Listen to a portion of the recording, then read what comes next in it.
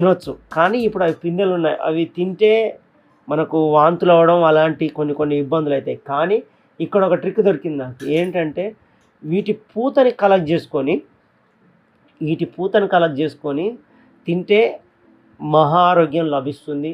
C vitamin అలాంటి సంబంధించినటువంటి పూతలు నా కడుపు నింపగలుగుతాయి. అలా వాటిని గూడా నెర్రి ఎక్కువ తిన్నా ప్రమాదం. కొద్ది మోతాదులో కొన్ని తీసుకొని తినాలని నేనైతే నిర్ణయం తీసుకున్నాను. ఎందుకంటే మనకిక్కడ ఏది లేనప్పుడు ఏదో ఒకటి ఆహారంగా దొరికేంత వరకు మాత్రం వీటితో జాగ్రత్తగా కొన్నే తీసుకొని కొన్ని తిని నీళ్లు తాగి మోతాదులో నీళ్లు ఇప్పుడు మనకు ఆహారం అయితే దొరికింది. ఏ టెన్షన్ లేదు. ఉన్న వాటితో సరిపెట్టుకునేంత సామర్థ్యం నాకైతే ఉంది. వీటిని తిని కొంచెం ముందుకు వెళ్ళి కొన్ని వాటర్ తాగి ఈ రోజుతో ఇదిలా గడుపుకొని నెక్స్ట్ డే స్టార్ట్ చేస్తే మాత్రం చూద్దాం